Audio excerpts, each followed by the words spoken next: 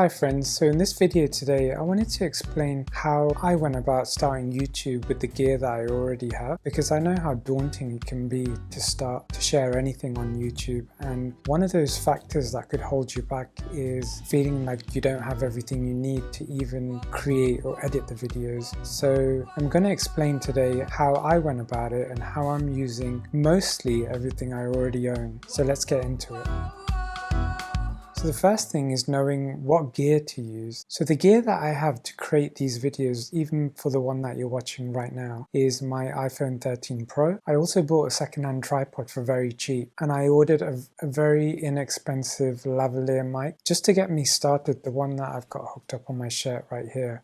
So it is wired, so I can only be a certain distance from my camera, but in this instance I just want to keep it as simple as possible and break that barrier so that would stop me from even creating a video in the first place. And with this lavalier mic, if you want to hook it up to your iPhone, you will need an adapter, which I think some of the older iPhones came with when they got rid of the headphone jack. I still had one, so I've been using that since. So when it comes to the camera, I guess most people are going to think, which mode am I going to put it in? For these videos, I really wanted to blur out the background, as you can see. So I'm using cinematic mode, and I believe that only comes with the iPhone 13 Pro and the 14 Pro. It records at 1080p at 30 frames per second, whereas the iPhone 14 also has cinematic mode, but records 4K at 24 frames per second and 30 frames per second. I believe it's very important to use the back camera. I did consider using the front camera, but I knew the quality just wouldn't be there, and I wanted to record at the best quality that is available to me whilst keeping this cinematic effect with the blurred background. Now you might be wondering, how can I view the screen when I'm using the back camera? So I went about this two ways. Initially, I would AirPlay my iPhone to my MacBook so I can see the screen, but I was getting a few issues with it being in landscape and portrait mode, and it was becoming a little frustrating. I also thought of using QuickTime Player, but for some reason I was just finding it a little troublesome. So eventually I decided to use just a mirror.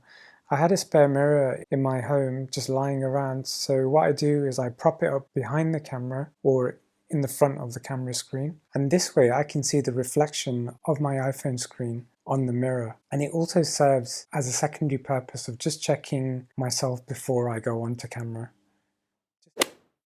When it comes to lighting, there are very inexpensive lights you can purchase from local stores, but because I'm using my dining area to record these videos, I already have natural light from my patio doors coming through, so it made the need for an additional light redundant, and for now I'm going to carry on using natural light. It's probably one of the best ways to light up your videos, but if I decide to record during the evenings, then yes, I would end up purchasing a light for that purpose. I know the background isn't very pleasing. I mean, this is my kitchen and these are the shelves, but I've had this little bit of greenery here and a few ornaments and all my fruits, and you can see the kitchen and the fridge, and I'm not too fussed. As long as I get to create videos and the background is okay, it doesn't really matter, because people are going to focus on you and what you have to say. And maybe later I'll consider having a dedicated area for my videos, but for now I'm just doing this for fun, and I'm trying to overcome any of the fears that I had from sharing and speaking into a camera as well in the first place, which takes a little bit of practice. So once I've actually filmed everything using my iPhone, the next step is to edit the video. And for that, I'm just using my MacBook. Majority of the people have a laptop, and I own a MacBook Air. So pre-installed with all MacBooks comes iMovie for free. So I'm using the software I already have. And it wasn't too difficult to learn. I just went onto YouTube, found an iMovie tutorial, and just took it from there, and it's pretty simple to use, to be honest, and you get the hang of it. You can make your videos a bit fancier if you really want, but I think I'm good to keep it simple for now, but just to gain a bit more practice, and then I can make some tweaks and enhancements and improvements as I go along on this journey. Once a movie is recorded, I can access it via the Photos app on my MacBook, or alternatively, sometimes I find that a little slow, so I just end up airplaying it from my iPhone straight to my MacBook and then importing it into iMovie.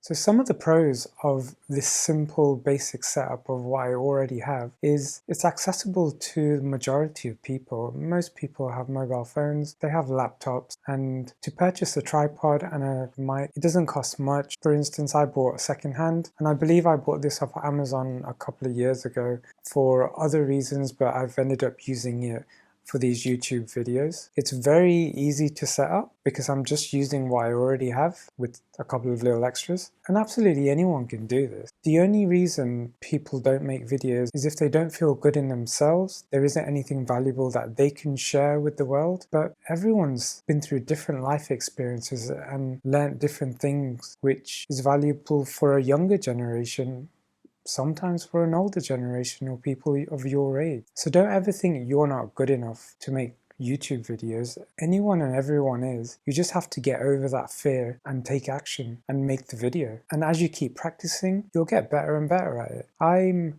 hoping that I've got a little better since my very first video. This should be my 8th video, so I am starting to feel a bit more comfortable talking into the camera, which is great, and I'm hoping to just keep on going for my first 50 videos until I work out what exactly I want to share on this channel. Until then, I'm just going to keep practicing. So some of the pros that comes with this simple and inexpensive setup: sometimes the quality isn't going to be up to scratch. Your videos may not be as snazzy as other people's, but does it really matter? If you're sending the message you want, all of that stuff can come in time. But if you just want to get started, this is probably the easiest way you can do so. I really hope this video helped you in some way to consider getting started and recording videos. And please feel free to write any questions or comments of any of the things that I might have missed out. I'll be happy to answer them, and I hope I see you in the next one.